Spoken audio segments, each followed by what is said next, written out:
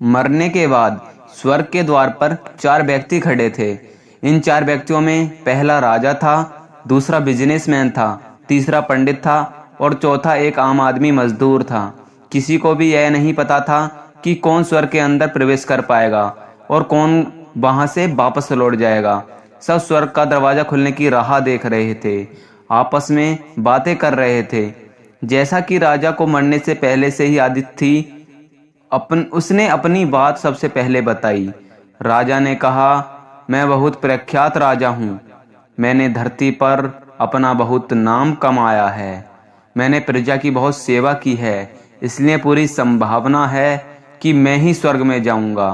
फिर व्यापारी ने अपनी बात सामने रखी और वह बोला, मैंने धरती पर खूब धन कमाया है और उस धन से मैंने सैकड़ों लोगों की मदद की, इसलिए मैं ही स्वर्ग का हकदार हूँ। अब बारी थी पंडित की, तो पंडित ने मुंह खोला और सबको यह कहा, चाहे तुम जो सोच लो, लेकिन यह बात तो तय है कि स्वर्ग के दरवाजे खुलेंगे तो मेरे ही लिए ही। सब जानते हैं कि पंडित दिन रात भगवान को याद करते हैं, इसलिए स्वाभाविक है कि स्वर्ग में पंडित का स्वागत किया जाएगा। जब सब ने अपना पक्ष रख दिया, तब सबकी नजर उस बेचारे गरीब मजदूर पर थी, जो चुपचाप अपनी नजरें झुकाए बिना कुछ बोले वहीं पर खड़ा रहा। कुछ देर बाद स्वर्ग का दरवाजा खुलता है और वहां पर एक देवदूत आकर खड़ा हो जाता है। देवदूत के हाथों में एक पुस्तक थी, जिसमें इन सभी के कर्मों के बारे में लिखा हुआ था। देवदूत ने सबसे पहले राजा को अपने पास बुलाया और उससे पूछा, तुम बताओ, तुमने अपने जीवन में क्या क्या अच्छे कर्म किए हैं। मैं उन्हें इस पुस्तक में देखकर फैसला करूंगा कि तुम्हें अंदर आने देना है या नहीं। राजा ने कहा, मेरा राज्य जितना बड़ा था उतना ही समृद्ध था और मेरी राज्य के सभी लोग खुशहाल थे। सभी बड़े आनंद से रहते थे। मैंने उन्हें कभी किसी चीज की कमी नहीं होने दी। यह मेरे अच्छे कर्म हैं। देवदूत ने अपनी पुस्तक में देखा और देखने के बाद राजा से कहा, तुम सच बोलते हो। तुमने अपने प्रजा की बहुत सुखी रखा था, लेकिन तुमने अपने राज्य की सीमा बढ़ाने के लिए जितने युद्ध किए थे, उन युद्ध की वजह से हजारों सैनिकों ने अपनी जान गंवा दी थी और उन हजारों सैनिकों के परिवार का दुख का कारण तुम बने थे, इसलिए तुम स्वर्ग में नहीं आ सकते। अब दूसरे नंबर पर बारी थी व्यापारी की। व्यापारी से जब देवदूत ने पूछा, तुम अच्छे कर्म क्या हैं, तुम्हारे अच्छे कर्म क्या हैं, तब व्यापारी ने उससे कहा, मैंने सैकड़ों लोगों को खाना खिलाया है, कई आश्रमों में दान किया है, कई निराश्रित लोगों के लिए घर बनवाए हैं। यह मेरे अच्छे कर्म हैं। देवदूत ने फिर अपने पुस्तक को ध्यान से देखा और देखने के बाद व्यापारी से कहा, तुम्हारा कहना भी ठीक है, किंतु तुमने बहुत दान धर्म किया है, लेकिन यह दान धर्म तुमने जिस पैसे से किया है, उन पैसों को कमाने के लिए तुमने न जाने कितने झूठ बोले हैं, कितनी हेरा फेरियां की हैं और कितनी मिलावटें की हैं, इसलिए तुम भी स्वर्ग में नहीं आ सकते।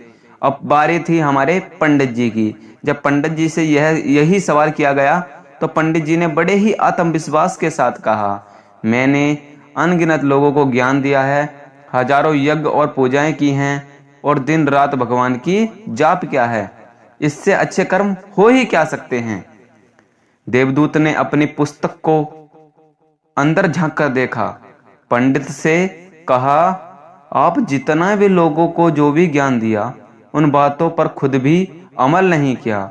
आपने यज्ञ पूजा या भगवान नाम निस्वार्थ भाव से ही नहीं लिया, इसलिए आपका भी स्वर्ग में आना प्रतिबंधित है। मजदूर यह सब देखकर हैरान था। अब तक जिन्हें महान समझता आ रहा था, उनकी व्याख्या स्वर्ग के दरवाजे पर आकर बदल गई थी। धरती पर जिन कामों को अच्छा समझा जाता है, उन्हें यहाँ पर कोई मूल्य नहीं था। यमदूत ने जब इस मजदूर को अपने पास बुलाया और इससे पहले कि वह उससे उसके अच्छे कर्मों के बारे में पूछता, मजदूर बोल पड़ा, प्रभु मैं जानता हूँ मैं स्वर्ग में आने के लायक नहीं हूँ, लेकिन मैं फिर भी एक बार बाहर से ही स्वर्ग को झांक कर देखना चाहता हूँ। बस इससे ज्यादा मेरी कोई इच्छा नहीं है, क्योंकि ऐसी इच्छा पालने के लिए मैंने जीवन में कुछ भी नहीं किया है। मैं पूरा दिन मेहनत करता और जो भी पैसे कमाता उन्हें अपने परिवार के पालन पोषण में खर्च कर देता, इसलिए दान धर्म के लिए कुछ बचता ही नहीं। लोगों की भला मैं क्या सेवा करता, क्योंकि काम के बाद जो थोड़ा समय मिलता उसे अपने ही बूढ़ी माँ बाप की सेवा में बिता देता। और यह सब करने के बाद मैं कभी कभी मंदिर भी चला जाता और भगवान से जैसे भी मुझे दिया है उसके लिए, जीवन के लिए धन्यवाद कहता। देवदूत ने अपनी पुस्तक में बड़े ही ध्यान से देखा और थोड़ी देर देखते ही रहा। उसने मजदूर से कहा कि तुम याद करके देखो, तुमने कोई अच्छा कर्म या कोई अच्छा काम भी किया होगा। मजदूर ने थोड़ी देर सोचा और कहा, हाँ मुझे कुछ याद है।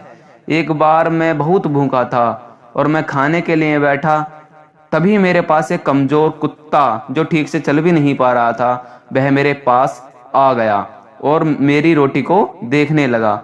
तब मैंने अपनी रोटी उसे खिला दी और मैं पूरे दिन भर भूखा रहा।